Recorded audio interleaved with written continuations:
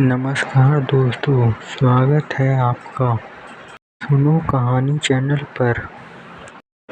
यहाँ पर हम आपके लिए ऐसी कहानी लाते हैं जो दिल को छू जाए। चलिए शुरू करते हैं आज की कहानी। कहानी का नाम है 3 भाई और एक बहन, तत्वों की शक्ति। इस कहानी का तीसरा अध्याय शुरू होता है। अगर किसी ने हमारी इस कहानी का पहले और दूसरे अध्याय को नहीं देखा है तो वो मेरे चैनल पर जाकर देख सकता है। अध्याय का नाम है तत्वों की खोज। माता पिता के गुजर जाने के बाद गांव का माहौल बदल गया था। जो पहले घर बच्चों की हंसी से गूंजता था, अब वहाँ सन्नाटा फैला हुआ था। गांव वाले कभी कभी खाने का सामान दे जाते थे, मगर गरीबी और अकेलापन इन चारों की असली पहचान बन गया था। बहन का संघर्ष। बहन सब में बड़ी थी, उसका नाम था सुलेखना। अब वही अपने तीनों छोटे भाइयों की देखभाल करती थी, खाना बनाती, कपड़े धोती और खेतों में भी काम करने जाती थी। लेकिन वह बहुत गरीब थी। पैसों की कमी और खाने की कमी और गांव के लोगों की तिरछी नजरों ने उसका जीवन और कठिन बना दिया। सुलेखना रोज रात को छुपकर रोती थी। वह चाहती थी कि उसके भाइयों के भविष्य अच्छे हों, मगर हालात उसे रोज तोड़ देते। बीच वाले भाई का गुस्सा। बीच वाला भाई, जिसका नाम था अर्जुन, अक्सर गुस्से में रहता। छोटी छोटी बात पर वह तमतमा उठता था और गांव के लड़कों से लड़ पड़ता। एक दिन जब कोई गांव वाला उनकी गरीबी का मजाक उड़ा रहा था, अर्जुन का चेहरा अचानक लाल हो गया। उसकी आंखों से जैसे चिंगारियां निकलने लगी। उसने मुट्ठी भींची और जमीन पर मारी। अचानक वहां से धुएं की हल्की सी लकीर उड़ी और मिट्टी जलने लगी। गांव वाले दंग रह गए। एक ने फुसफुसा कर कहा, ये लड़का, इसके अंदर तो आग है। अर्जुन खुद डर गया। वह भागकर अपनी बहन के पास आया और बोला, दीदी, मुझसे कुछ गलत हो गया। मैं जलाने लगा। सुलेखना ने उसका माथे पर हाथ रखकर बहराया और कहा, नहीं अर्जुन, ये तुम्हारी कमजोरी नहीं, ये तुम्हारी शक्ति है। बस इसे सही रास्ते पर लगाना होगा। बड़े भाई की मिट्टी। तमिल सब में बड़ा भाई शांत और गंभीर था। वह खेतों में मेहनत करता और घर का खर्चा उठाने की कोशिश करता।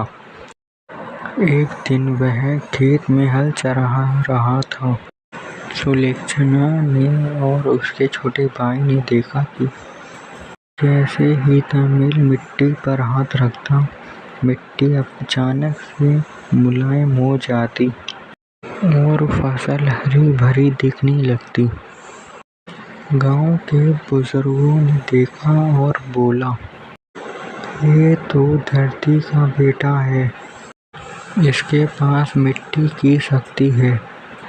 तमिल ने बहन से कहा, दीदी, लगता है भगवान ने हमें यूं ही अकेला नहीं छोड़ा। हमारे अंदर कुछ है जो हमें संभाल सकता है। छोटा भाई और हवा पानी।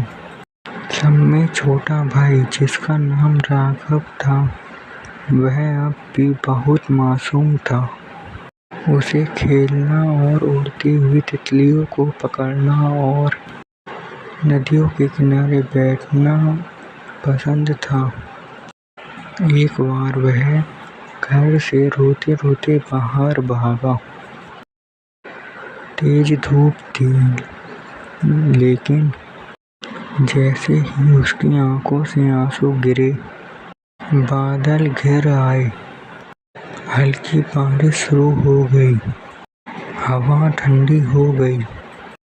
सुलक्षणा दौड़कर आई और देखा, राघव, ये तूने किया? राघव ने मासूमियत से कहा, मैं तो सिर्फ माता पिता को याद कर रोया था दीदी। लेकिन सच यही था, राघव के पास हवा और पानी का तत्व था। बहन का एहसास। अब सुलक्षणा समझ चुकी थी कि उसके तीनों भाइयों के पास अलग अलग तत्वों की शक्ति थी।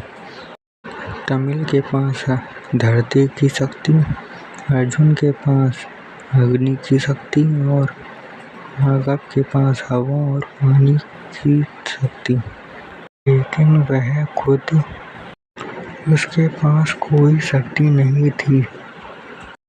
उसकी शक्ति सिर्फ उसका धैर्य और उसका त्याग था। वह रोज रात को आसमान की तरफ देखती और भगवान से कहती, हे ईश्वर, मेरे भाइयों को संभालना।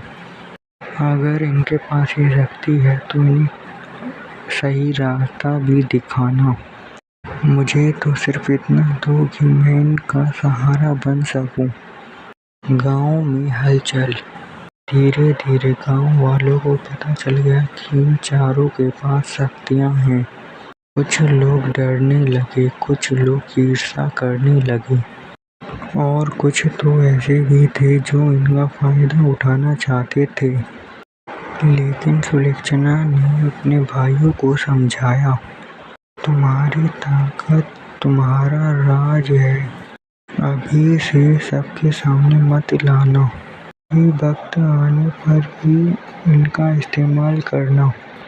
चारों भाई बहनों ने वचन लिया, हम इन शक्तियों को छुपा कर रखेंगे और एक दूसरे का सहारा बनेंगे। आप लोगों को यह कहानी का अध्याय पसंद आया तो लाइक करें और सब्सक्राइब करें। बेल आइकन का घंटा दबाना ना भूलें। कमेंट में अपनी राय लिखें।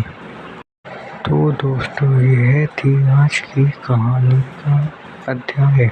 आप लोगों को कैसी लगी कमेंट कर बताएं। आपकी राय हमारे लिए बहुत कीमती है।